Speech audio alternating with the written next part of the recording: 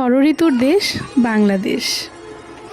কালাক্রমে ৬টি ঋতু পরিবর্তন হয়।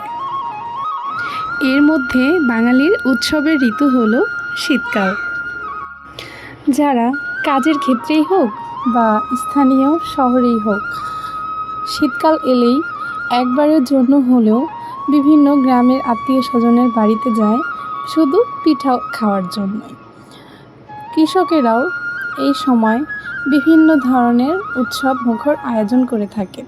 তারা তাদের আত্মীয় স্বজনদের বিভিন্ন ধরনের পিঠা খাওয়াই থাকে এবং এই উৎসবকেই নবান্ন উৎসব বলা হয়।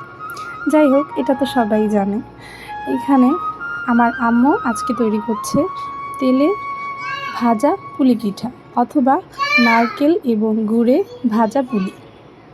প্রথমেই নারকেল, গুড় এবং চিনি এবং লবণ, তেজপাতা, এলাচ সব কিছু দিয়ে এখানে নারকেলটাকে মিক্সড করে নেওয়া হচ্ছে।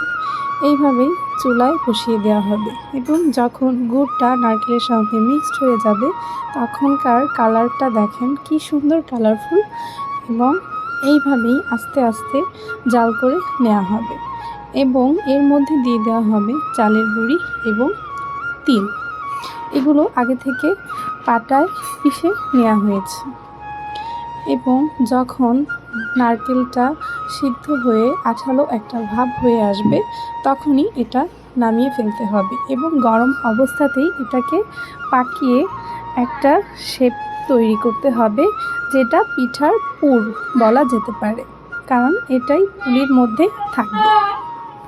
তো এই তো হাতের সাহায্যে গরম অবস্থাতেই পিঠাগুলোকে এইভাবে পাকিয়ে একটা শেপ দিয়ে দেওয়া হচ্ছে। বিভিন্ন দেশের বিভিন্ন ঐতিহ্য রয়েছে এবং দেশ এবং সংস্কৃতি ভেদে এক একটা দেশের এক একটা স্পেশাল ঐতিহ্যবাহী মিষ্টান্ন থাকে।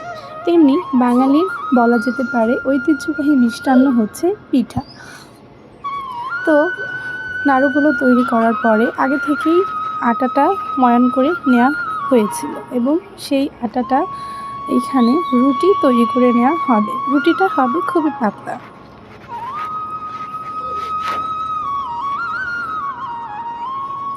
এখানে রুটিটা বেলা হয়ে গিয়েছে। এই পর্যায়ে এই রুটির মধ্যেই সেই আগে থেকে তৈরি করে রাখা নাড়ুটা দিয়ে একটা শেপ দিয়ে দেওয়া হচ্ছে এবং গ্রামের একটা ঐতিহ্যবাহী কাজ হচ্ছে। এখনও অনেক ধরনের বিভিন্ন কাঁচি বা বিভিন্ন কিছুই আসলে পাওয়া যায়, বাজারে গেলে পিঠা তৈরি করার নকশার বিভিন্ন কিছু পাওয়া যায়, কিন্তু গ্রাম বাংলার ঐতিহ্য হচ্ছে বাঁশের যেই ঝাঁসটা থাকে সেটা কেটে এনে সেটা দিয়ে পিঠাকে কাটা হয়।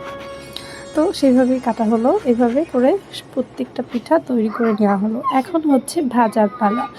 এইখানে গরম তেলের মধ্যে পিঠাগুলোকে ছেড়ে দেওয়া হচ্ছে এবং এপিঠ ওপিঠ সুন্দর করে ভেজে পিঠাগুলোকে তুলে ফেলা হচ্ছে। এইভাবে সবগুলো পিঠা ভেজে নেওয়া হবে।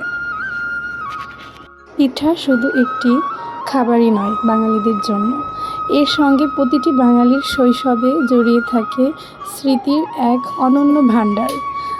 পিঠা উৎসব হলেই যেন পিঠা বানালেই সেই সব শৈশবকালীন স্মৃতিগুলো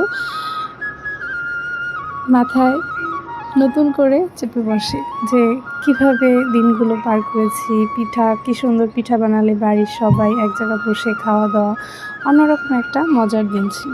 যাই হোক, পিঠাগুলো ভাজা হয়ে গিয়েছে। এখন আমি একটা পিঠা আপনাদের একটু ভেঙে দেখালাম।